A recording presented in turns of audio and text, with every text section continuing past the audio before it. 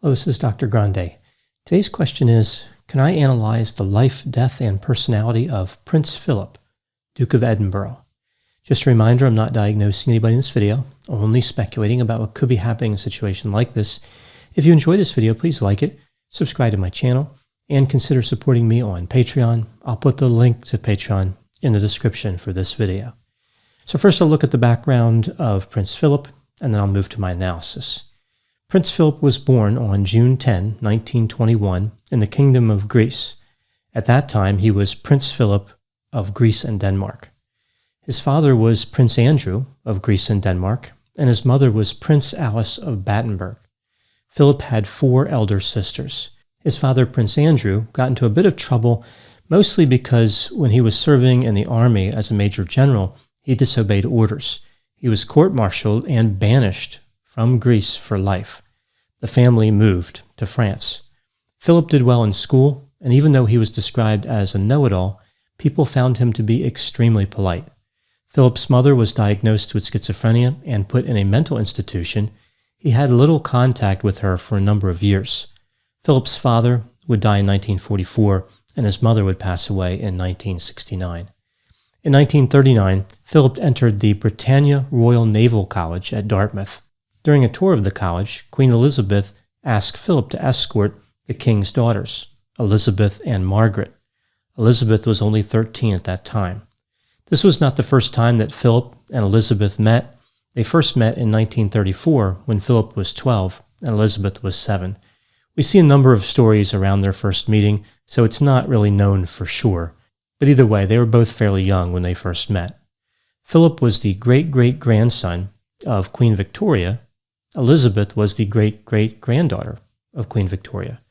So Philip and Elizabeth were distant cousins. Philip and Elizabeth started a romantic relationship and would exchange letters. Elizabeth told her father that Philip was the only man she could ever love. In January of 1940, during World War II, Philip was appointed as a midshipman in the Royal Navy, but within a few years his rank was increased to lieutenant. He served on battleships, heavy cruisers, destroyers, and saw a good deal of action. During one engagement, he saved a destroyer from a bombing attack that occurred at night by distracting the bombers using smoke and a raft. Philip was on board the United States battleship Missouri when the Japanese formally surrendered on September 2, 1945. After his service in the war, Philip asked King George VI for permission to marry Elizabeth. The king said okay, but the engagement could not occur until Elizabeth turned 21. Philip and Elizabeth would announce their engagement in July of 1947. Not long before this, Philip had taken the surname Mountbatten and had become a British subject. Philip and Elizabeth would marry on November 20, 1947. Philip became the Duke of Edinburgh and was given a number of other titles as well. The couple would eventually have 4 children, Charles in 1948, Anne in 1950, Andrew in 1960, and Edward in 1964. Philip returned to serving in the Navy until 1951. He was eventually promoted to commander, but it was after his active service had ended. On February 6, 1952, Philip and Elizabeth were on official business in Kenya when King George VI died. Elizabeth became Queen Elizabeth II. Elizabeth did not take Philip's last name due to her ascension to the throne. Philip was not happy that his children would not have his last name. Philip had some trouble adjusting to Elizabeth being in the spotlight and his role as consort to the Queen. Philip eventually adjusted, though, and he and Elizabeth were very active in conducting their official royal duties, traveling all over the world and attending various functions. In 1957, Elizabeth gave Philip the title Prince of the United Kingdom, which meant he was now referred to as His Royal Highness, the Prince Philip, Duke of Edinburgh. Philip and Elizabeth continued to remain active for many years. When Philip was 80, he was asked about the prospect of living to 100. He said that bits of him were falling off already, so it didn't seem like he was too keen on the idea. When he turned 90, he was given the title Lord High Admiral as a birthday gift. To a royal that already had something like a dozen titles, this was probably the equivalent of getting another necktie. Like he would open up the card with his title and say with a forced smile, "Oh, a title. Thanks so much. I was just saying the other day how I need another one of those because my name isn't long enough already." Philip would not retire from his royal duties until August of 2017, when he was 96. Philip worked 31 years past typical retirement age. During his tenure, he had completed 22,219 solo engagements. Over the years, Philip did have a few health problems. He had a hip replacement in 2018, but overall, he was in fairly good health for a long time. He was in a car accident in 2019 that apparently he caused. He voluntarily surrendered his driver's license. 3 weeks later, the government decided not to pursue charges against him.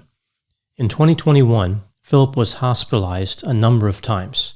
His health started failing quite a bit. On April 9, 2021, Prince Philip, Duke of Edinburgh, would die. He was 99 years old. Philip was the longest-serving British royal consort in history. Now moving to my analysis. Even though Prince Philip was often in the shadow of Elizabeth, his life was extremely productive and quite interesting.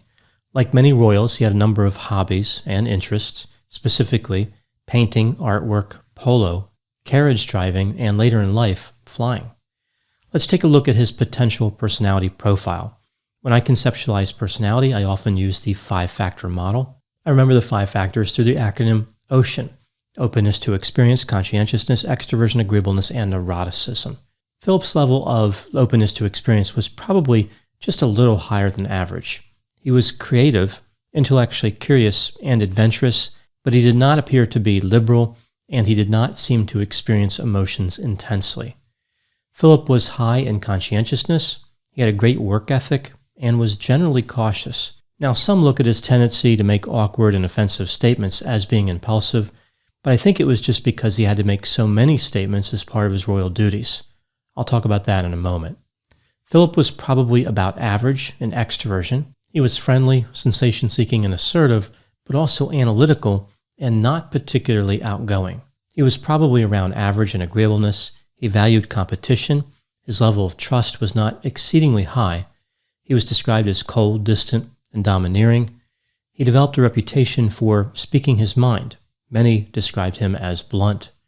On the high side, though, he was modest, altruistic, and straightforward. Philip's level of neuroticism was probably low. He did not appear depressed, anxious, or vulnerable. He resisted temptation pretty well and was not generally angry. I will go into more detail on some of the tendencies we see with Philip. Here are a few that really stood out. Philip was considered modest and practical for the most part. For example, he answered the phone himself, something that other royals did not do at that time. He mixed his own drinks. He opened doors for himself. He wrote his own speeches. Not everybody liked that part. He often drove his own vehicle, albeit too fast, and he carried his own suitcase. He had a curious relationship with Prince Charles, but it's hard to know what's really true because there are so many rumors out there. For example, it's been said that Philip thought of Prince Charles as a bit of a wimp and had contempt for him. It's also been said that Philip pushed Prince Charles into marrying Diana. I'm not sure about that relationship. Even people who have good relationships sometimes make statements that are unkind. I think Prince Philip sometimes gets judged on his worst moments.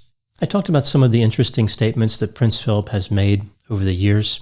His sense of humor was pronounced, but many interpreted his jokes as offensive, awkward, or politically incorrect.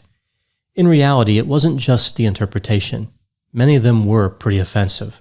I think a lot of it was because he had to make a lot of small talk.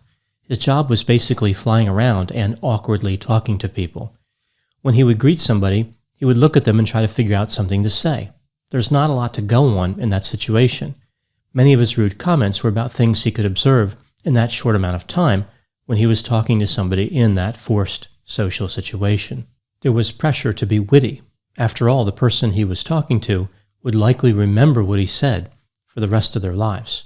Some of the statements he made were probably by design, like he was trying to be funny, and maybe trying to be offensive on certain occasions. I'll give a few examples of things that he said that understandably didn't go over so well. In 1965, he was in Ethiopia and being shown artwork. He said, It looks like the kind of thing my daughter would bring back from her school art lessons. In 1995, he was in Scotland and asked a driving instructor, how do you keep the natives off the booze long enough to pass the test?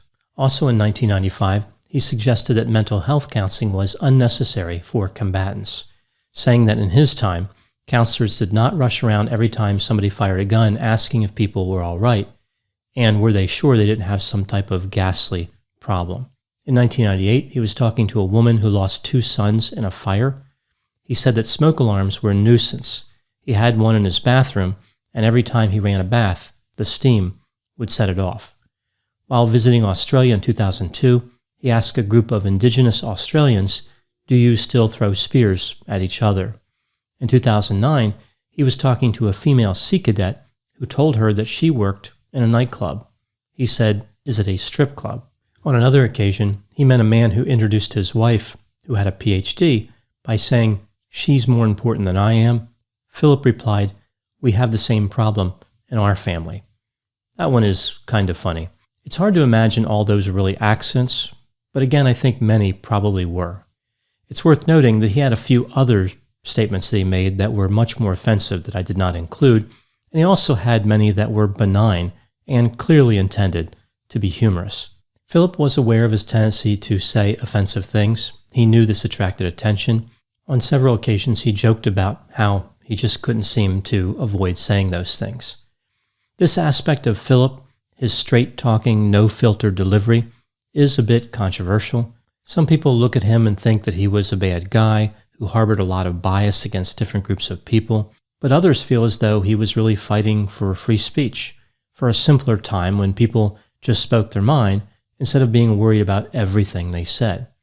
Most of the victims of his insults gave him a pass because they believed he did not mean what he said in any destructive or harmful way. Rather, he was just being honest and direct. People always knew where they stood with Prince Philip. In the Netflix series The Crown, Prince Philip was portrayed in the early seasons, like the young Prince Philip, as being whiny and entitled, unhappy with his station in life. When they moved to the middle-aged Prince Philip, he was portrayed more as an honest, forthcoming, and pragmatic problem solver, someone who was not prone to complaining.